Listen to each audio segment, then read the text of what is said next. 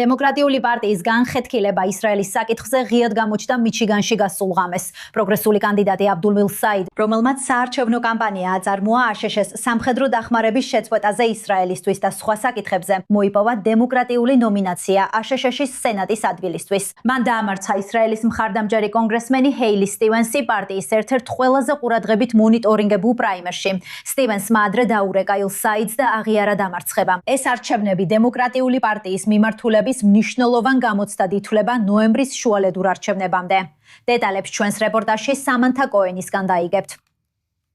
მიჩიგანში დემოკრატიული პარტიის სენატის არჩევნები ნამდვილ დაძაბულ ბრძოლად იქცა საარჩევნო ღამეს. პროგრესული კანდიდატი აბდულ საიედი მიჩიგანში აშშ-ის სენატის პრაიმერში მცირებად უპირატესობას ინარჩუნებს აშშ-ის წარმომადგენელ ჰეილი სტივენსთან მიმართებაში. საიედი მთელი ღამის განმავლობაში ლიდერობდა, მაგრამ სხვაობა შემცირდა, როცა ხმებს ითვლიდნენ დეტროიტში, ფლინტში და სხვა უმეტესად აფროამერიკულ თემებში, სადაც სტივენსს ძლიერი შედეგები ჰქონდა თითქმის. 8 წლის განმავლობაში კონგრესში სტივენსს მხარს უჭერდა მიჩიგანის დემოკრატიული პარტიის შავი კავკუსი და კონგრესის შავი კავკუსის პოლიტიკური ქმედების კომიტეტი. კამპანიის განმავლობაში ამ ორმა კანდიდატმა დემოკრატიულ პარტიაში დაძაბულობა გააჩინა პარტიის პოლიტიკური იდენტობის, ისრაელის მხარდაჭერისა და ფულის როლის შესახებ პოლიტიკაში. ფული გარეთ, ფული შიგნით, თქვენს მედიკერში, მოდით გავიმარჯოთ. დიდი მადლობა.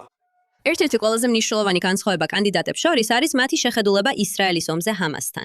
საიდმა ომი გენოციდად შეაფასა და სურს, რომ შეერთებულმა შტატებმა შეწყვიტოს სამხედრო დახმარება ისრაელისთვის, მაშინ როცა წარმომადგენელი სტივენსი მხარს უჭერს ისრაელს და ომს გენოციდად არ მიიჩნევს. აბდულ, მე ხმა მივეცე. ვუყურებ ღაზაში არსებულ განადგურებას. და არაფრის გაკეთება არ შემიძლია, რადგან ჩემი პრეზიდენტი ბომბზე აგზავნის. ეს არის უარის თქმის გზა. საიდმა განსაკუთრებით უარი თქვა კორპორატიულ შემოწირულობებზე. ამასთანავე გააკრიტიკა სტივენსი იმისთვის, რომ მას მხარს უჭერდნენ AIPAC-ი და მასთან დაკავშირებული ჯგუფები. ამას პოლიტიკურ ტვირთად წარმოაჩენდა. სტივენსმა მიიღო დაახლოებით $30 მილიონი, რაც ამ ჯგუფის ისტორიაში ერთ არჩევნებში ყველაზე დიდი ინვესტიცია. ჩემი ოპონენტისგან განსხვავებით, იცით, მე არ ვატარებ დამაპირისპირებელ კამპანიას და იცით, არ ვადანაშაულებ ამას რომელიმე ორგანიზაციას ან ადამიანთა ჯგუფს. იცით, არ გავრცელებ შიშს და პანიკას. მე ვსაუბრობ იმაზე, რაც მიჩიდანს ახლა სჭირდება. მიჩიგანი ერთდროულად საპრეზიდენტო ბრძოლის ველიცაა და აქ ქვეყნის ერთ-ერთი უდიდესი არაბულ-ამერიკული თემით ცხოვრობს, რაც მას დემოკრატებისთვის საარჩევნო და იდეოლოგიური მომავლის მნიშვნელოვანი გამოცდის ადგილად აქცევს. ამ არჩევნებიდან მოსული შეხედულებები შემაშფოთებელი ნიშანია იმისა, თუ საით იხრება დემოკრატიული პარტია ისრაელთან ურთიერთობაში. დემოკრატების წინასწარი არჩევნების გამარჯვებული, საყოველთაო არჩევნებში რესპუბლიკელ სენატის კანდიდატ მაიკ როჯერს დაუპირისპირდება ნოემბერში. დამატებითი ინფორმაციისთვის სასიამოვნოა მივესალმო უფროს კორესპონდენტ ოუენ ალტმანს, რომელიც ახლა პეტახტიკვადან გვერდდება. სასიამოვნოა შენი ნახვა, ოუენ. ასე რომ მიჩიგანში ეს ყურადღების ცენტრში მოქცეული დაპირისპირება გამოკვეთავს დებატებს ისრაელზე, პროგრესულ პოლიტიკაზე და დემოკრატიული პარტიის მომავალზე. როგორ შეაფასებდი აბდულ საიდის მცდელობას ისრაელისა და AIPAC-ის დემონიზაცია ასეთი დიდი თემა დექცია ამ კამპანიაში? რას გვეტყვი? ანიდა, ეს მართლა მტკივნეულია. მტკივნეულია ჩემთვის, როგორც მიჩიგანის კვიდრისთვის, რომელიც გაიზარდა დეტროიტის ებრაული საზოგადოების გულში და ვკითხულობ და ვუსმენ იმას, რასაც ხალხი ამბობს ბოლო რამდენიმე კვირის განმავლობაში, როცა ამას ვაკვირდებოდი. და რა თქმა უნდა დღესაც. მოусმინე, ეს იყო რბოლა, რომელმაც უზარმაზარი მასშტაბები მიიღო, მეგა მასშტაბები. ერთმა თემის წერმა Facebook-ზე ამას ეგზისტენციალური უწოდა. ის აზრი, რომ გვეყოლებოდა სენატორი, რომელმაც თქვა და დაიკავა ისეთი პოზიციები, როგორიც საიდმა დაიკავა ჩვენ შტატში, ნამდვილად ძალიან მძიმე დარტყმა თემისთვის, ჩემი აზრით. დღეს თემის რაბინები ბენიტა საუბრობენ განძლეობაზე, საუბრობენ ებრაელობით სიამაყეზე, საუბრობენ იმედზე. მაგრამ როცა ისე Facebook-ზე შედიან და ესეთ მოწოდებებს ავრცელებენ, ეს აჩვენებს სად არიან ადამიანები ახლა. რამდენად სჭირდებათ ესეთი გზავნილი, რამდენად დიდი უიმედობა აქვთ ხალხს. მაგრამ ნახეთ, კონტრასტი ვერ იქნებოდა უფრო მკვეთრი, სწორედ ამიტომ იიპყრო ამან ესეთი დიდი ყურადღება, არა მხოლოდ მიჩიდანის ამომრჩევლებში, არამედ შტატშიც, ეროვნულ და საერთაშორისო დონეზეც კი, რომ ჩვენ ამაზე ვსაუბრობთ, ეს არის პარტიის შიგნით ტიტანების ძირეული დაპირისპირება, რომელიც ასე იყო კონცენტრირებული ისრაელზე.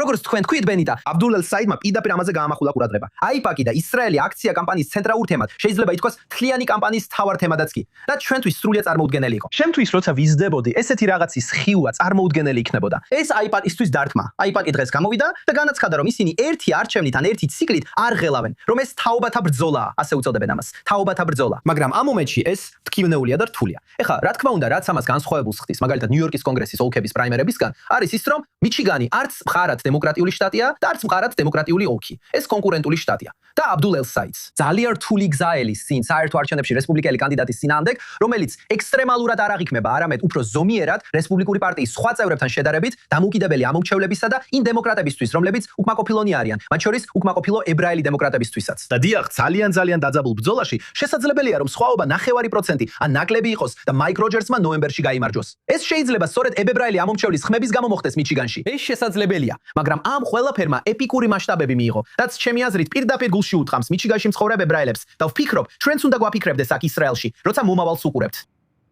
რაც შეეხება ამ შეშფოთებას უფრო ფართო კონტექსტში, ბევრი ადამიანი ღელავს დემოკრატ სოციალისტების ზრდაზე შეერთებულ შტატებში, ამ პარტიის დიდ კოალიციაზე და როგორ შეიძლება ამ პროგრესული ბანაკის გავლენა გავრცელდეს 2028 წლის საპრეზიდენტო არჩევნებზეც. რას ფიქრობთ ამაზე? ეს რეალური შესაძლებლობაა. თუ ისრაელის მოქალაქეები მიჩვეულნი იყვნენ დემოკრატიული პარტიის მეინსტრიმ კანდიდატებს, რომლებიც ისრაელს აკრიტიკებდნენ, ეხლა ისინი უფრო მეტად გააკრიტიკებენ ისრაელს, ვიდრე წარსულში. შეიძლება ერთ წელიწადში ბენიტა გავიღვიძოთ და ვიხილოთ კანდიდატი, რომელიც დემოკრატიული პარტიის პრაიმერის დასაწყისში წარმატებით გამოდის და რომელიც რადიკალური მემარცხენეებიდანაა, უკიდურესი მემარცხენეებიდან, ალექსანდრია ოკასიო-კორტესი ან სხვა ვინმე, რომელიც არა მხოლოდ აკრიტიკებს ისრაელს, არამედ ნამდვილად სურს დაარღვიოს აშშ-ისა და ისრაელის ურთიერთობა, ზუსტად ისე როგორც აბდულ ელ-საიდი აკეთებს.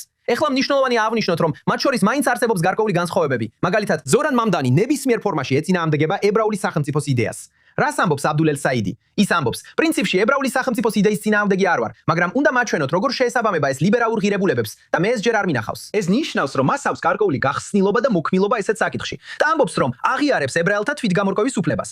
ეხლა ფრჩხილებში ვამბობ, თუ აღიარებ ებრაელთა თვითგამორკვევას, ეს თვითგამორკვევაა, იდგამორკვევაა. ეს ჩვენ უნდა განსაზღვროთ. აბა ეს როგორ შეესაბამება იმას, რომ ამბობ, ებრაული სახელმწიფოს არსებობა უნდა იყოს ებრაელების მიერ დამტკიცებული.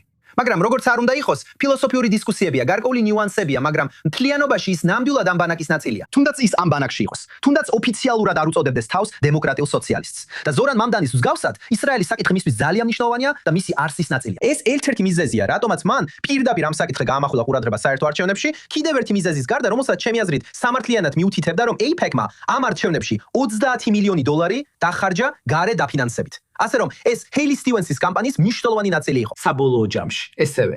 ამიტომ მან ამაზეც გაამახვილა ყურადღება და გააერთიანა ისრაელისა და ღაზის ომის საკითხები პოლიტიკაში ფულის საკითხთან, რაც რა თქმა უნდა არც ერთ ამერიკელ ამომრჩევლს არ მოეწონება. თუ ამ კონკრეტულ არჩევნებს შევხედავთ, დონალდ ტრამპი ამბობს, რომ ეს კარგი ამბავია რესპუბლიკელებისთვის. მართალია? ეს თავარი კითხვა. ეს იყო არგუმენტი, რომელსაც ჰეილი სტივენსი მთელი კამპანიის განმავლობაში აკენებდა. მათ უფრო ტრადიციული არგუმენტი სჭირდებათ, ანუ ზომიერის არჩევა. მიჩიგანი ორივე პარტიისთვის კონკურენტული შტატია. ეს არის მერყევი შტატი. ეს ისეთი შტატია, სადაც რთული საერთო არჩევნები გველის. ამიტომ გჭირდებათ ამომრჩევლები, რომ ზომიერი აირჩიონ, რადგან ეს არის ადამიანი, რომელიც ყველაზე მეტად მოიზიდავს დამოუკიდებელ ამომრჩევლებს. რას ამბობს აბდულ ელ-საიდი? ის ამბობს, რომ ასე არ უნდა შევხედოთ ამ საკითხს. ეს არ არის მემარცხენე არჩევნები. ეს ანტი-ესტაბლიშმენტური არჩევნებია. მაიკ როჯერსი იქნება ესტაბლიშმენტის წარმომადგენელი. ამიტომ არ უნდა აირჩიოთ უფრო ზომიერი კანდიდატი. უნდა აირჩიოთ ადამიანი, რომელიც ანტი-ესტაბლიშმენტურია, რათა ეს განსხვავება გამოიკვეთოს. და ეს ადამიანი მე ვარ.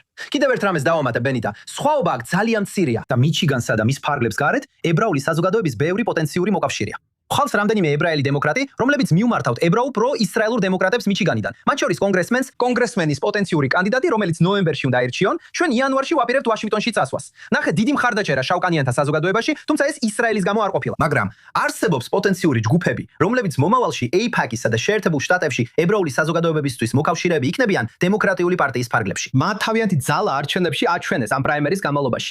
ეს საკმარისი არ აღმოჩნდა ჰეილი სტივენსისთვის გამარჯვების მისაღწევად. მაგრამ არსებობს ალიანსები და კავშირები, რომლებიც პროისრაელურმა და ებრაულმა ჯგუფებმა საშუალო და გრძელვადიან პერსპექტივაში შეიძლება დაამყარონ. მაგალითად, ქვეყნის მასშტაბით შავკანიან თემებთან, მიჩიგანში ქალდეურ თემთან, თუნდაც ისინი მთლიანად დემოკრატიულ პარტიაში არ იყვნენ.